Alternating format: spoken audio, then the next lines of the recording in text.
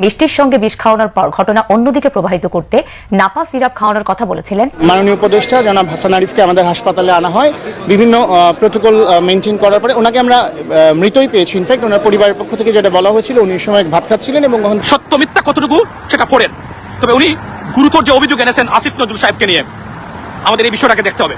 আমি বিভিন্ন ভাবে জানতে পারলাম যে আমি কেন মিডিয়াতে অনুপস্থিত। নিজের দেশের লোককে যারা হত্যা করে রাজনৈতিক স্বার্থে এবং নিজের গদিকে নিশ্চিত করার জন্য, নিরাপদ করার জন্য, তাদের পরিণতি এরকম।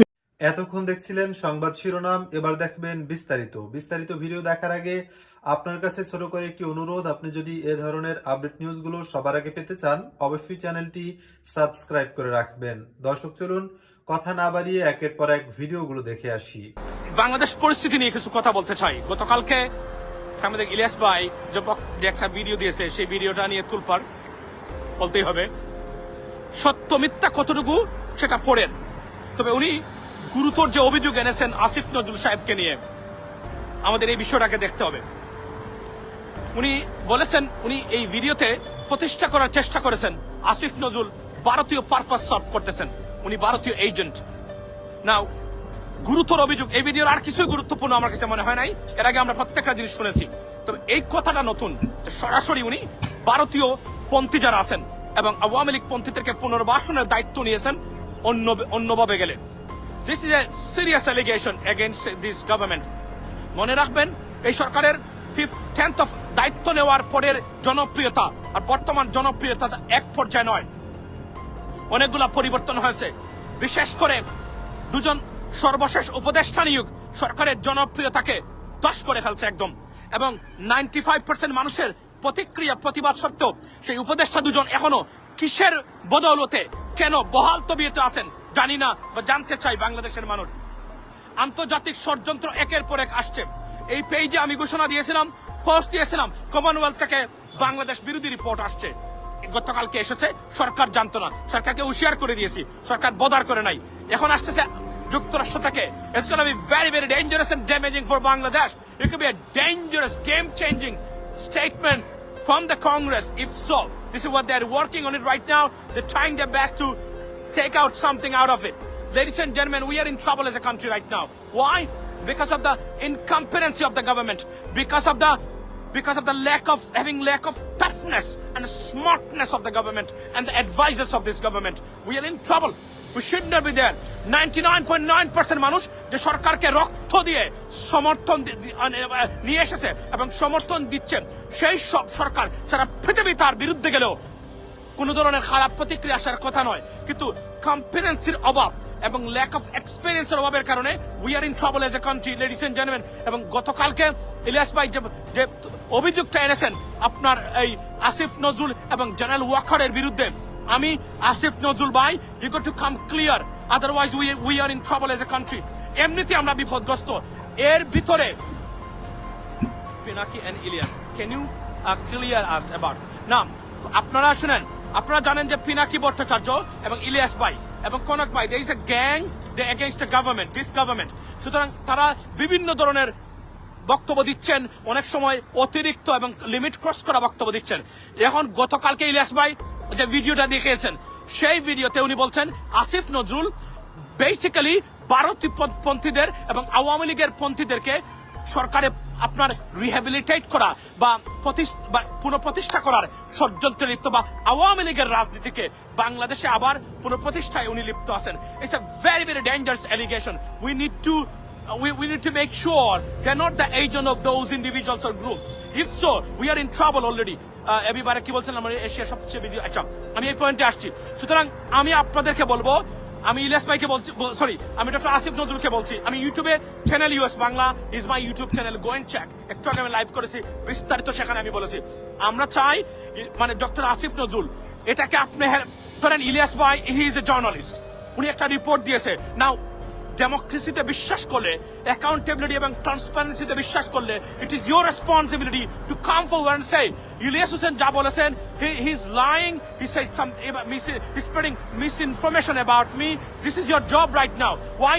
To regain confidence in the government, to rebuild the trust in the government, or towards you. So that's why you have to do that. এবং আপনি বলছেন নো, ইলিয়াস হোসেন বলছেন yes. So who to believe right now? we are in a trouble right now or in a limbo. So what you have to do, উনি যে তথ্য দিয়েছেন ট্রিপলির professor of the Dhaka university, আপনি বলছেন এই 3 তারিখ আপনি উনার বাসাতে ছিলেন, প্রমাণ করেন উনাকে নিয়ে এসে যে আমি উনার বাসাতে ছিলাম। তখন যে ঘটনাটা ঘটবে, আমরা ইলিয়াস হোসেন ভাইকে আর বিশ্বাস করবো না। আমরা মনে করব উনি মিথ্যা প্রপাগান্ডা ছড়াচ্ছে, উনি মিথ্যা বলেছেন। It's your responsibility right now. উনি যে তথ্যগুলো দিয়েছে, এবং সেনাবাহিনী প্রধানকে বলবো যদি না করেন, আপনি মনে করেন না we don't care, no you have to care. Why? Because যদি কেয়ার না করেন, এটা it's an act of fascist or authoritarian I mean character, right? So আপনাকে বলতে হবে যেহেতু আমরা fascist authoritarian সেই গভর্নমেন্ট যে আওয়ামী লীগ বলতো উই ডোন্ট কেয়ার, এগুলো মিথ্যা প্রপাগান্ডা, এগুলো বললে হবে না। প্রমাণ দিলে ভবিষ্যতে ইলিয়াস হোসেন, পিনাকি ভট্টাচার্য তারা কোনো ধরনের তথ্য দিলে বা ভিডিও বানালে বাংলাদেশের মানুষ বিশ্বাস করবে না, কারণ এই ভিডিওটা ভয়ঙ্কর একটা অস্বস্তি সৃষ্টি করেছে বাংলাদেশের মানুষের কাছে এবং সারা বাংলাদেশে এবং সোশ্যাল মিডিয়াতে। উনি যদি মিথ্যা দিয়ে থাকেন, আপনি প্রমাণ করুন। You have the resources, you have the individual, you have the connection, যে এগুলো ব্রাহ্মণবাড়িয়ার আশুগঞ্জে 2 ছেলেকে মিষ্টির সঙ্গে বিষ খাওয়ানোর পর ঘটনা অন্যদিকে প্রবাহিত করতে নাপা সিরাপ খাওয়ানোর কথা বলেছিলেন মা। পরকীয়ার জেরে 2 সন্তানকে হত্যা করা হয় বলে জানিয়েছে পুলিশ। হত্যার দায় স্বীকার করে আদালতে জবানবন্দি দিয়েছে মা লিমা আক্তার। পাঠানো হয়েছে কারাগারে। ব্রাহ্মণবাড়িয়ার আশুগঞ্জে সিরাপ খেয়ে 2 শিশুর মৃত্যুর আলোচিত ঘটনায় বুধবার রাতে তাদের দৃষ্টি প্রতিবন্ধী বাবা ইসমাইল হোসেন মামলা করেন। মামলায় শিশুদের মা সহ কয়েকজনকে আসামি করা হয়। গ্রেফতার করা হয় শিশুদের মা লিমা আক্তারকে। নিরপরাধ 2 শিশুকে হত্যার সুষ্ঠু বিচারের দাবি জানিয়েছেন অসহায় বাবা। 5টি মিষ্টি মানে বিষ মিশায়া সুবাই সর্দার দিছে, ওই বাচ্চার মা বাচ্চাকে খাওয়াইছে। মুশারের সুবাই সর্দারের সাথে মহিলার নাকি অবৈধ সম্পর্ক ছিল। আমরা যখন খুশি লাস্ট আমরা পোস্টমর্টম করাবো, তখন সে পোস্টমর্টম করাই এ জায়গাটা তো সন্দেহ বাকি। বৃহস্পতিবার দুপুরে এক প্রেস ব্রিফিংয়ে পুলিশ জানায় 2 শিশুর মা লিমা আক্তার চাতালে কাজ করতেন। সেখানে শফিউল্লাহ নামের শ্রমিকদের সর্দারের সঙ্গে তার প্রেমের সম্পর্ক হয়। তারা বিয়ে করার সিদ্ধান্ত নেন। এক্ষেত্রে বাধা ছিল 2 ছেলে ইয়াসিন খান ও মুরসালিন খান। 10 মার্চ মিষ্টির সঙ্গে বিষ মিশিয়ে 2 শিশুকে খাওয়ান তাদের মা। ঘটনা অন্যদিকে প্রবাহিত করতে এর 1 ঘন্টা পর 2 শিশুকে নাপা সিরাপ খাওয়ানো হয়।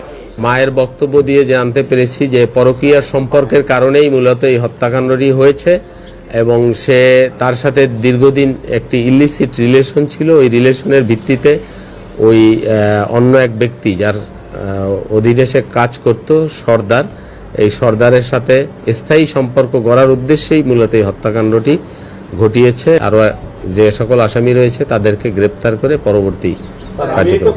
এই ঘটনায় আদালতে স্বীকারোক্তিমূলক জবানবন্দি দিয়েছে লিমা আক্তার। কারাগারে পাঠানো হয়েছে তাকে। এদিকে প্রেমিক শফিউল্লাহকে গ্রেফতারে বিভিন্ন জায়গায় অভিযান চলছে বলেও জানায় পুলিশ। এর আগে গেল 10 মার্চ সিরাপ খেয়ে শিশুর মৃত্যুর খবরে সারা দেশে তোলপাড় শুরু হয়। পরে আজকে দুপুরবেলা 3টার সময় মাননীয় উপদেষ্টা জনাব হাসান আরিফকে আমাদের হাসপাতালে আনা হয়।